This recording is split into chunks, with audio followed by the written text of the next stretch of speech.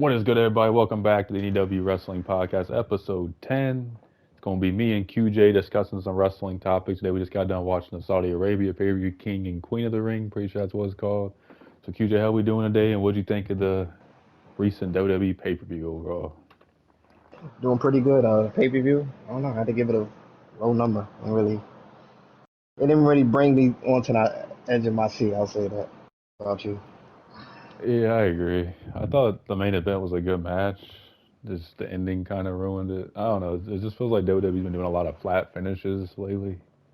Even Liv and Becky wasn't bad, but it's just like it just seems to me like a lot of WWE's match endings don't really get you excited. They just kind of happen. You're like, oh, well, it's over. Okay. But Mm-hmm. I don't know. I mean, I know Saudi Arabia, they don't really care about the quality. It's more just about getting money from Saudi Arabia. So I guess they don't really care enough about it. Who knows? But They pay him happy so Liv Morgan much. won. Oh, my bad. You said what? They pay him so much, right? Yeah, they're getting paid tons and tons of money from Saudi Arabia. So apparently, Saudi Arabia wants to have a WrestleMania there eventually, which I'm not a fan of, but that's something they want to do. So we'll see. But first match of the night was Liv Morgan. Well, technically, excuse me, first match on the regular show was Liv Morgan and Becky. Had a Mm-hmm. pre-show match that nobody probably gave two shits about. Liv ended up winning the title back. Becky's contract's up in a few weeks. Maybe that's why they had her lose. Dominic Mysterio and Liv seem like they have a romantic storyline going on or something like that. It's very intriguing. So, QJ, what do you think of Becky and Liv's match? Are you happy Liv won the championship? Uh, that was pretty good. Um, didn't like the ending. Liv, it's cool. She needed to win the title, but like you said, Becky contract up, so kind of think Becky, I guess, was ready to sign right away. Would Liv. I don't think Liv would have won. I thought the story was supposed to, play out a little bit longer. But I'm happy for her. So let's see where this goes from here. Uh, we need more women kind of getting their moments a little bit more instead of the same woman we've been looking up to for years. We need like kind of more changes. We need like more changes, more new matchups. Probably make the women's a little bit better division. Go from there. Yeah, I agree. It's good. They had Liv win. Obviously, I'm a Liv fan to the end of time. Always have been. Wasn't really happy with the way her first title reign ended, especially with her cashing in and Ronda beating her a month later. So it's good to hopefully see her get a pretty solid title reign. I have a feeling they're going to have her hold it probably till probably SummerSlam, if that's when Ripley can come back. Depends on how bad her injury is. But the story is definitely going to be really good for this feud. Rhea and Liv is going to be kind of a double switch. Liv's going to be a heel, which is interesting, and then Rhea's going to be that big baby face. Dominic, he's going to be in the middle of it, so that should be kind of intriguing there. I don't know what Becky should do. I mean, her contract's up.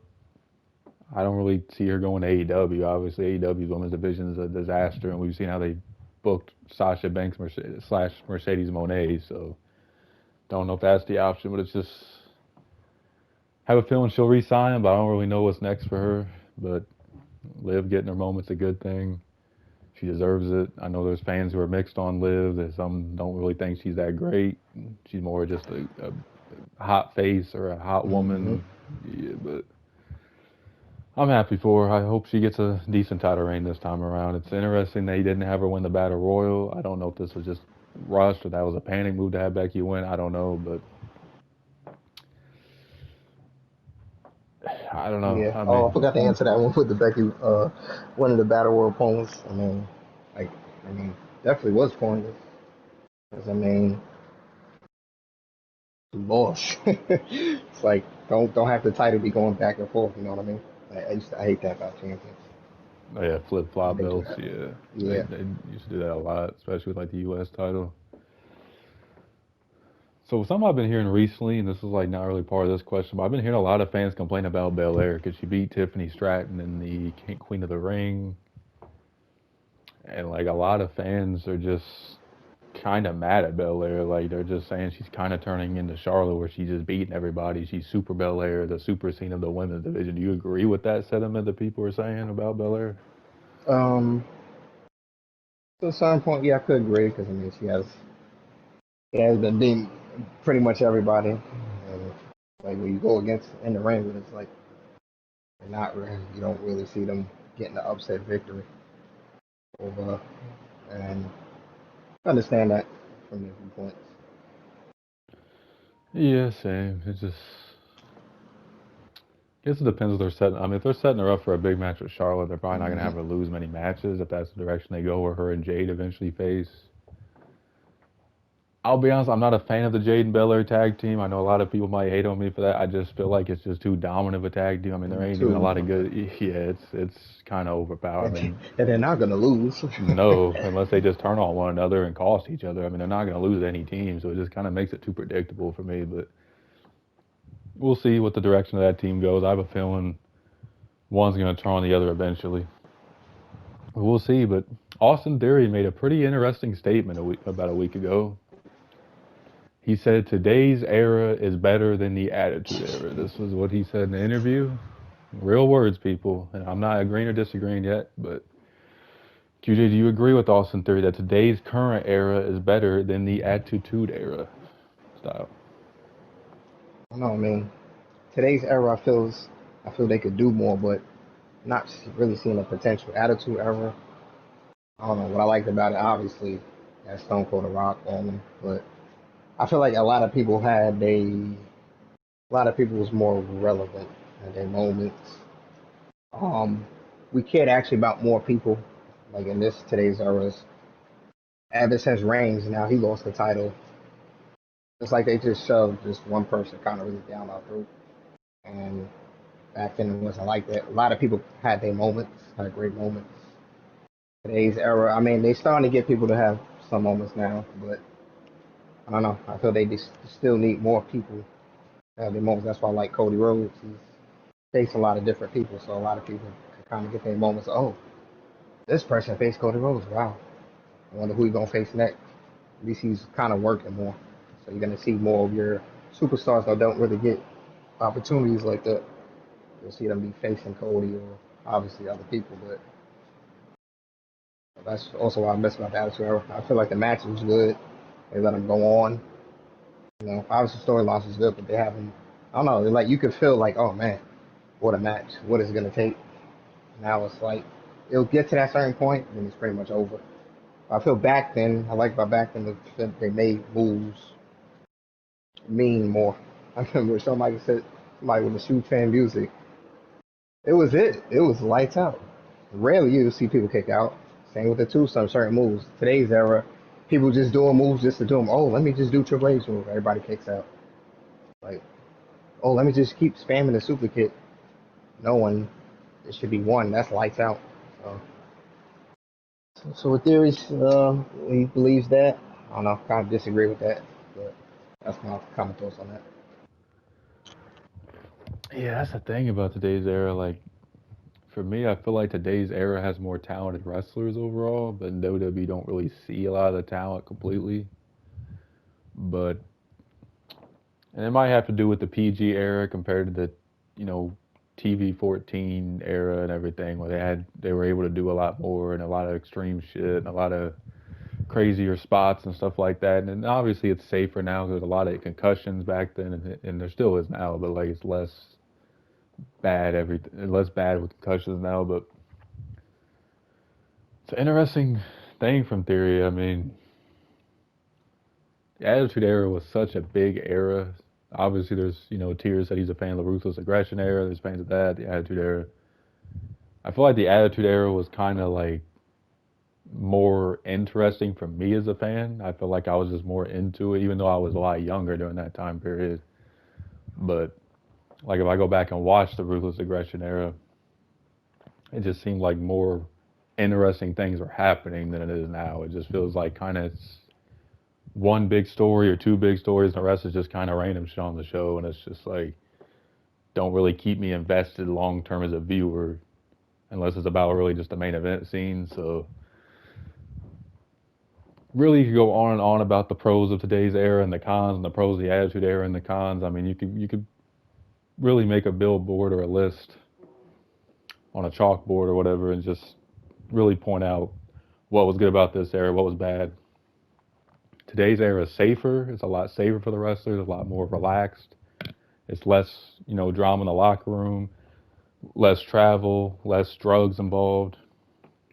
But if we're going off what TV, I would say Attitude Era was a lot better overall. But I mean, there's gonna be fans who agree or disagree. I mean, that's with everything. But that's something you guys should let us know in the comments. I'm interested in everybody's thoughts on that one because that's really a tough one. But Yeah, we go both ways. yeah, it's a flip of a coin, but it's definitely a better era because I mean, a lot of fans that they think today's era is bad, they got to go watch WWE when Vince was at his all-time worst. I mean, 2019 and 2018 were horrible years for WWE. So Triple H has definitely took a step forward. Are there things he could do better? Absolutely. Are there things Tony Khan could do better? Absolutely. There's no perfect booker out there. That's impossible. I think Dutch Mantel said this. You're pretty much in an impossible position as a booker because you're never going to satisfy every single fan, which is a true statement. You're just not. So I would go Attitude Era for me, but that's a tough one. So I'm going to go to AEW. I've been seeing a lot of criticism for a while now about the Young Bucks, and I've seen criticism about their character work, their storytelling, their in-ring work, the no-selling, the super kick spamming. They're not VIPs because most fans know they're the vice presidents of AEW. They make a lot of key decisions, them and Omega. And Cody was also a vice president before he left. Like, those guys were the ones who pretty much started the company with Tony Khan, obviously. And a lot of fans have just grown tired of the Young Bucks. I've just been seeing really not a lot of nice things said. And I don't know, QJ, what do you think about the Young Bucks overall? There's just been tons of criticism lately all around about them. Some books, I mean, they just get. I was like, every time it's a big match, you already know they in it. And, I know a lot of people say they're the best tag team in the world, but for me to call yourself the best, you got to obviously, do a lot, but selling moves, especially. I got to sell moves. They got hit with some big moves in the Pentagon Jr. hit it with a Canadian Destroyer, I think, from the ladder. Yep, through a table, no too. problem. Yeah. Got back up, no problem. Like, of course, yourself the best guy, know how to sell things. Just obviously have an all-around package, but I don't know. I feel like you see them more on TV than any really other tag teams like that. But the tag teams got to get their moments too, and the young bucks they gotta do better. Just get that selling down better. Agreed. Their selling is definitely one of my main criticisms of them. And I mean, for their character work, I mean, obviously they could do better, but they come from the indies where not a lot of character development is really required. It's more about the in-ring work on the indies, which obviously they need to work on their character work, and they just kind of seem phony and corny when they talk. They just kind of sound stupid when they talk, but I mean, they're just a tag team that's good in the ring. They're like Omega. They're not known for their promo work, their storylines, anything like that. They're purely in-ring work. And AEW, we'll get into in the final topic. They've had a lot of issues lately, and maybe it's the Young Bucks and Omega telling Tony Khan how to run his company, and they don't have much experience in that department either. I don't know, but it just seems like the Young Bucks, from what I've heard, have, how do I describe it, like a high school type of vibe backstage where if you're not part of their clique, you're not going to get booked. If you're not part of their clique, you're not going to last. If you're not part of their clique backstage, you're just not going to be treated well. That's from what I've heard. Who knows how much truth there is of that. Punk was one of the people included in that. He didn't get along with them, and he kind of butted heads with them a lot. So Young Bucks seem like they got to get their shit together. They're a great tag team. They're not the best in my eyes. There might be fans out there who think they're the best, and you're all entitled to your opinion, but I personally wouldn't put them above the Usos. I personally wouldn't put them above the New Day. New Day's close, but Yeah. I don't know. They just, like QJ said, they got to sell better. I mean, when I see someone take a Canadian Destroyer off a ladder through a table, I think that should be it for you in the match. But they're the ones booking the match, so when you get too much freedom, that's what happens, unfortunately. So Young Bucks just got to get right. So another AEW name made a statement, and she's been in a lot of headlines also for a lot of criticism lately of her booking, her character work. A lot of fans said she needs WWE. She's not good in AEW. Mercedes Moné. I don't know. A lot of fans just have not been fond of her. We talked about in the previous episode. She pretty much made a statement. I'm the greatest women's wrestler of all time, 100%, in quotes. Now, QJ, obviously, me and you were a fan of Sasha / Mercedes. Do you consider her the greatest? And I know some of y'all might say, well, she's in character. She said this a lot of times, so I think part of her believes it, if you want to keep saying it. So, QJ, do you think Mercedes Moné, a.k.a. Sasha Banks, is the greatest women's wrestler of all time? Do you take her word on that? Not gonna say she's the greatest of all time, but she definitely in my top fives. Definitely in the top fives, I'll give it. And we know what she can do in the ring. Incredible. I love her heel character. She does that, plays that very well. I mean, I could go back and watch a lot of matches. She has very memorable matches. I have matches saved on my phone, still to this day in my files. Had to go back and watch the Bailey, the Brooklyn. I remember the NXT Brooklyn. Um, that 30-minute Ironman match. You don't get matches like that. Really like that nowadays. I rarely even see my fault. I say Iron Man, Iron Woman match. You don't get matches like that really nowadays. She has some great matches. The Hell in a Cell match with Charlotte. So she's definitely in my top fives. I can see why she's saying that, but definitely in my top fives. Um, I do miss her. Like I said, I haven't really been keeping up with her in AEW. I haven't really been watching it. I haven't really kept up with her in that. I'm curious how she's doing over there. But other than that, I mean, good statement, but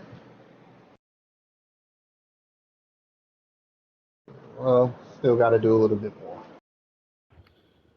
Agreed. Obviously, she's one of my favorites in the ring. I don't like her attitude outside the ring. She comes across as very rude. So to answer you about how she's been doing AEW, I don't think she's wrestled a match yet. Her promos have been very bad for what I've been hearing. She just sounds, I think Tears was saying, she sounds very robotic. She talks real slow. It just don't really seem like she's comfortable in an AEW environment. I don't know if because a lot of fans got to realize some wrestlers prefer scripted promos because they like memorizing their lines and not speaking freely. Maybe she's one of them wrestlers who like having a script and reading from it, possibly, but she does not look good. For her statement, I love me some Sasha Banks. I do. Her and Liv are my two women. They're my two favorite women in wrestling, no doubt. But greatest of all time. Listen, her in-ring work's definitely up there. I think she's one of the best in-ring workers. Her, Becky, Charlotte, obviously, Bailey, the four horsewomen are definitely all in the top 10 probably of all time. You could really argue for days who you put over the other. If you go off accomplishments, Becky and Charlotte clear. If you go off in-ring work, that's a little tougher between those four. I mean, it's tough to really say who's the worst worker out of those four. I mean, it's because they all four put on good matches, but it's tough to see her in my top 5. I don't know. I mean, all time, Lita, Trish. I mean, you got to go back to the 80s, 90s of some of them women. Obviously, I didn't watch that era, but I'd probably have her maybe 5 or below, but definitely not greatest of all time. But I said the same thing about Becky. Becky said she's the greatest of all time, and I don't know if I'd put her there either yet. Maybe at the end of their careers, they're in that top 3, but we'll have to see. I mean, she did say she'll be back in WWE one day, so maybe her accomplishments add up, but right now I would not consider her the best. I'm good with credit. explores. She went to New Japan, and I feel a lot of wrestlers need to do that. And when you've done so much, like you told me, one company, like what's next? So I'll give her appreciate that. At least she's trying to venture out everywhere. I mean, Yeah, that's always a good thing. I mean, Drew did that, Cody did that. Obviously, they were mm-hmm. fired. They didn't leave, but Mm-hmm. sometimes it's good to get that taste outside of WWE. I know fans who are just casually watching or who don't really understand behind the scenes. WWE is not all rainbows and sunshine, especially in that Vince period where he was just telling you everything to do and you had really not a lot of freedom. Mm-hmm.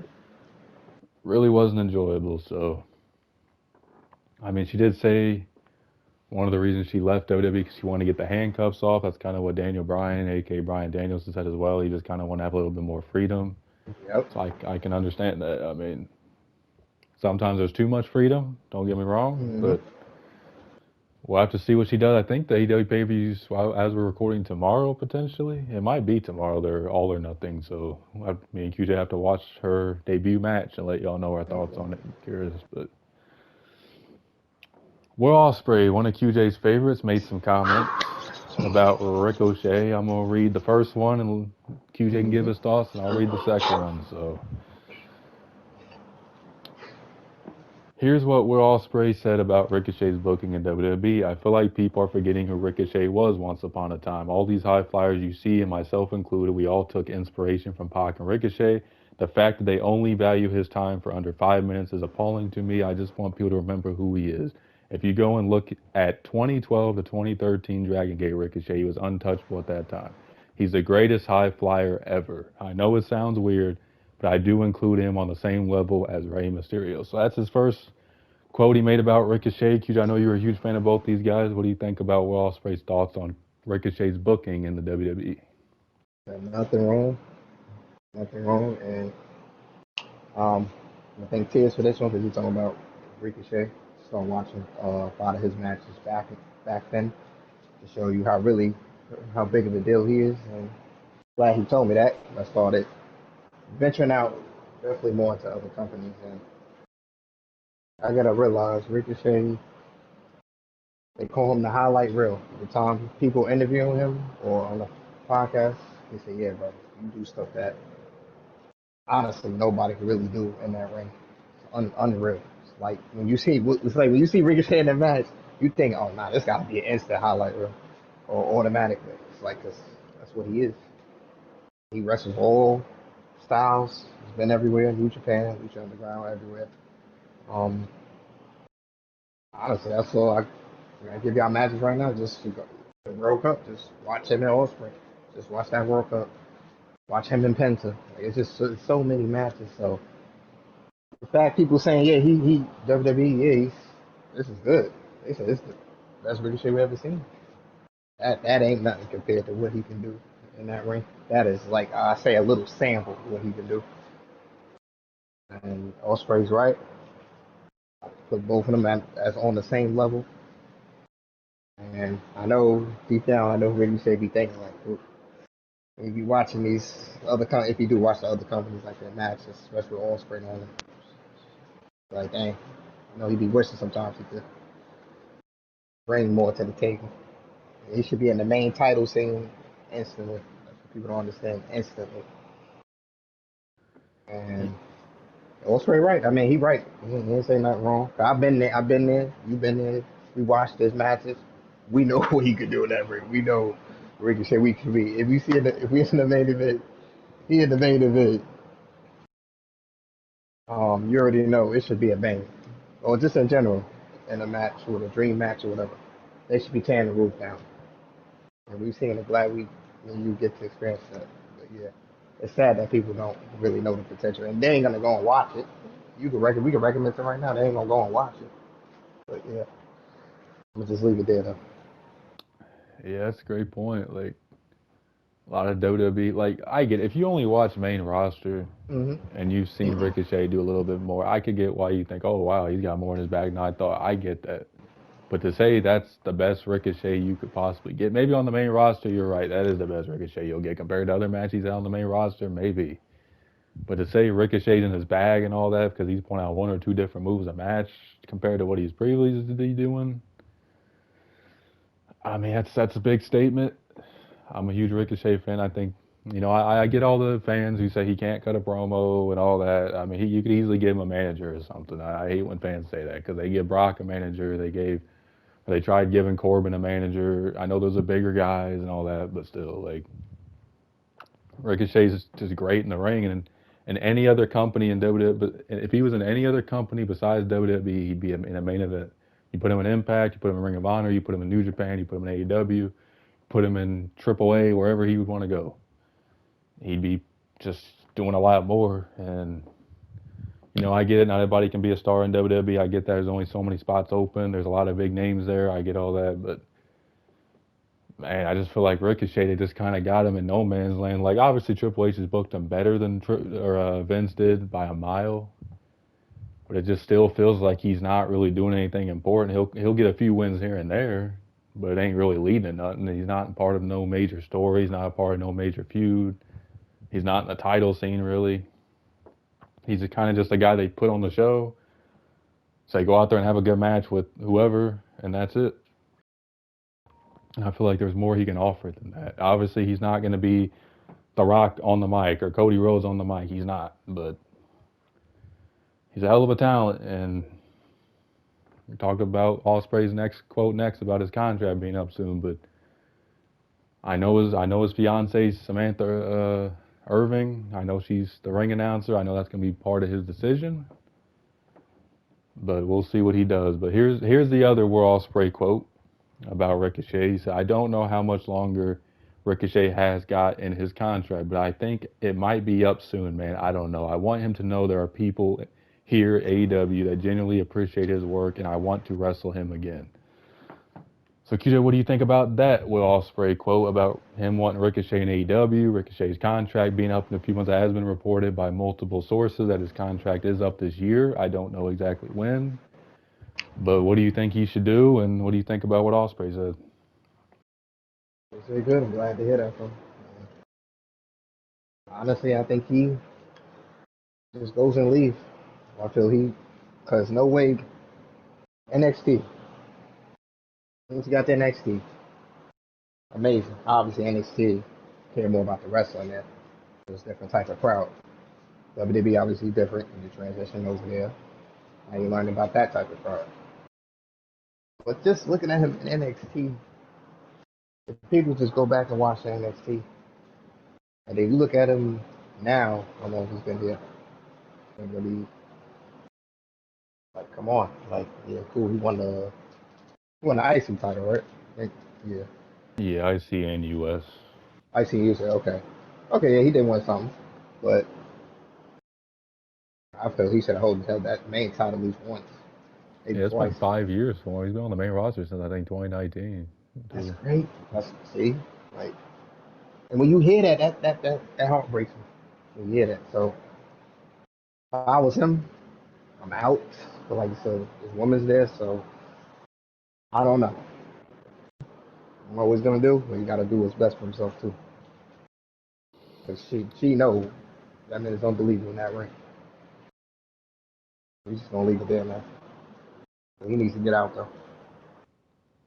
Yeah, I know Triple H likes Ricochet and all that, and they have a great relationship because he's the reason Ricochet signed there, obviously. But I mean, Ricochet's got to be honest with himself. How far are you going to get in WWE? I mean, are you just okay being there with your woman and making money? Is that his goal? Is he going to care about performing in the ring? I mean, he's got to think about what he wants to do, and he can make a lot of money in AEW, especially the money Tony Khan's handing out to a lot of people. But he's got to think about what he wants to do. If you're comfortable just being like Gable and just sitting in the back and barely doing anything, well, Gable's doing a lot now, but I mean, like, barely winning anything and just being in good matches and then do what you want to do. But I mean, if you look at Will Ospreay in AEW and the matches he's had, and then you look at Ricochet in the matches he's had lately in WWE, they're not even close to each other. I mean, they just ain't. And I mean, if you put Ricochet in AEW has its problems with booking too. Don't get me wrong. We'll talk about that next. But when it comes to in-ring work, Tony Khan does not really keep them from really showing what they want to do in the ring. So I think Ricochet could go to AEW. I would love to see him in Impact. It's just Impact or TNA, sorry, TNA. But TNA sounds like they're struggling with buys right now. They don't have a lot of money. Their ownership kind of sucks. They don't really want to spend money. Ricochet ain't gonna come cheap. Obviously, they brought Mustafa Ali in there, and he's been doing pretty well. So they do have the X division. I mean, Ricochet could fit any company. I mean, he really could fit any company out there that's willing to get him. It just depends what he wants to do. But I mean, it's tough because I mean, if his fiance wasn't there, I would say it's a clear shot he leaves. But with her still being there and she's so well loved by the fans and the management and everybody, I don't think she's gonna ever leave. But we'll have to see. I hope Ricochet makes the right decision because he's a talented guy. There's a lot of talented wrestlers in the world. I get that. There's not a lot of people that can do what Ricochet does in the ring. And WWE, I just feel like we're never really going to get to see him do a lot of what he could do eventually. Obviously, he's getting older. I think he's like 35, 36. He isn't really old, but he's getting close to 40, so his body's going to start slowing down. But hopefully, he just chooses what he wants to do, pursues happiness. I know his Samantha will tell him. She seems like a real nice woman. She'll probably tell him, follow your heart. I'll be fine. We can still, be married. And, she's a wrestling historian. I'm sure she's went back and watched a lot of his matches. I'm sure he showed her some, like, oh, this is what I did in this company or Lucha Underground or New Japan or whatever. So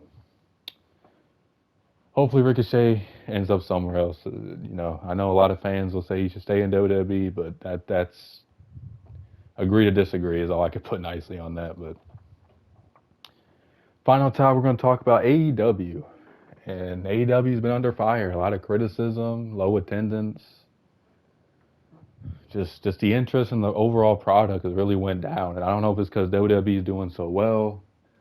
Obviously, they're struggling a little bit right now because the NBA playoffs, the NHL playoffs are going on. So a lot of people are going to watch that over AEW. But even before then, it was really struggling. There's been criticism of Tony Khan's booking. He doesn't book stories well. I think Dutch Mantel said he doesn't really do cliffhangers on his shows, which you need to get people to want to tune in the next week, have something big happen or something like a swerve happen or just something to kind of get you like, oh, I want to tune in next week, see what happens with that. He hasn't done any of that, and the ratings have been bad. He's been spending a ton of money.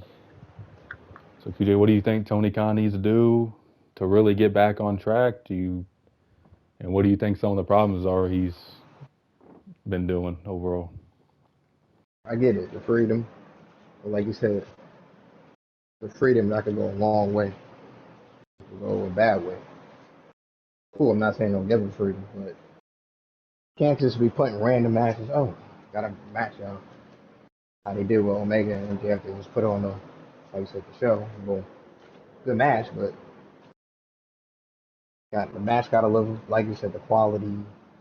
They need to sell more in these matches. You gotta build the story. And I'll give Triple H one thing, story. Does a lot to get people hooked interest. Oh, look, we got a match. It's gonna be a good match in the next coming weeks. Let the story build up. The attack from behind. I remember Rock was beating the heck out of Cody. Like bring back that type of thing, make the story way more interesting. Then when the match comes, have a fire banger match. Like you said, to get people hooked. Get them hooked more. Yeah, cool. You can put on good matches, which he does. We love it. We see the great wrestler, but you gotta now try to get people hooked on. One thing is look forward to start using more of your people too. You sign all these people, all these top people. It's very hard to use on, so you gotta find a way to. I don't know if you may have to get rid of some or find a way to balance that a little bit better. Not to cut you off, but like that's been a complaint from a lot of wrestlers is that like Ricky Starks, for example, he did an interview recently and fans have been asking where you been at and he said, I'm not hurt. I just haven't been put on TV. I have no control over that. But yeah, continue. Yeah, like you sign all these stars, where they at? We'll see them for that one appearance, maybe for that first 2 weeks, maybe. After that, ain't seen them for months. But yeah, they've been there. I feel like it's because he's not really that's part of not doing a story too. Like you don't have nothing for them to really be on TV for multiple weeks. You just put them in a random match, and it's like, oh yeah, I'll book you again in a month. Like you gotta do that. So cut the random matches, build something up, tell them why people should be watching the show more than WWE. Yeah, because that's the thing. I mean, Tony Khan, and listen, he has a lot on his plate. I feel like people don't realize this, and that's part on him. He runs the Jacksonville Jaguars. Yep. He has a soccer team. He books 3 AEW shows a week. He books Ring of Honor. That's 4 wrestling shows to book a week, and he's booking it all. It ain't no this person's booking this. He's booking 4 wrestling shows a week. Get that's a team. Insane. He needs to, for sure, because I mean that's a lot on one guy's plate. And sometimes people make jokes that Tony Khan looks like he's on crack and shit. I don't know. Maybe he is taking something to deal with all the stress. I don't know. But he's got to get together. I mean, WWE's red hot. You know, they were doing good when Vince was in control because Vince couldn't run a wrestling company worth shit anymore. But Vince is gone and they're on fire. So, I mean, you got to do something to get fans back into your show, whether that's do a big-time story, a big-time angle. I know they try to do the angle with Tony Khan getting beat up, but let's be honest, nobody gives a shit about Tony Khan as a character on TV. Like, come on now. But he's got a talented locker room. He's got tons of guys who can work and probably could tell a story, and he's got guys who can talk, and he's got guys like Samoa Joe who are badass and can get guys over. Like, got to take advantage of that. We're in the wrestling business, but we're also in the storytelling business, the character business. You got to give people reasons to connect and to draw and to tune in because it seems like AEW is kind of just stuck. The same people tune in every week. Their audience isn't growing or declining. It's about 700 to 800K a week. That's bad because your audience should be growing. You should be gaining viewers every week. It's like they're losing or just staying. That's not a recipe for success, especially with how much money he's put into guys like Ospreay and Mercedes Moné, women like that. Like, fans got to realize, because I hear a lot of fans saying, well, he's just spending money, but you got to make that money back. Otherwise, it's a bad investment. And if you're not making that money back and you're paying Okada and Ospreay and Mercedes Moné and all these people money. Because we need to be seeing them. It's important, Yeah, like they got to be, and they're trying with Mercedes Moné. Maybe she just needs to get comfortable. I mean, they're trying. It's just not clicked yet. And Tony Khan just has to, I don't know, do something different. Because, I mean, I don't know. I don't know what he needs to do. But there's been nothing good said. Unless you listen to Dave Meltzer, which he's on AEW's tip all the time, I wouldn't take anything Meltzer says serious because I think he works for AEW low key because he's always kissing their ass and defending everything they do. So he ain't gonna say nothing bad. Nah, that's always been a rumor that he's on AEW's payroll. I don't know if that's true, but he does defend them a lot, so who knows. But listen, I like AEW. I like TNA. I know there's a lot of WWE only fans who want all these companies to go to hell and not ever be good. That shouldn't be the mind thinking. There should be jobs for everybody everywhere. There should be multiple wrestling companies. The more wrestling companies, the better. It ain't just WWE runs it all and we don't have any other alternatives. No. Nope. We need to have more worlds collide when they face against each other. Again. Yeah, that was awesome when they did that. And even in Survivor Series, they had NXT involved. I thought that was a cool idea. I mean, and AEW and New Japan did kind of that, and Impact or TNA did that with New Japan. Like, it's good to see companies just work together. And it makes it even better for both of them. Yeah, it benefits both. And WWE's been trying to work with New Japan, apparently. Maybe we see that down the line. They worked with TNA. So, I mean,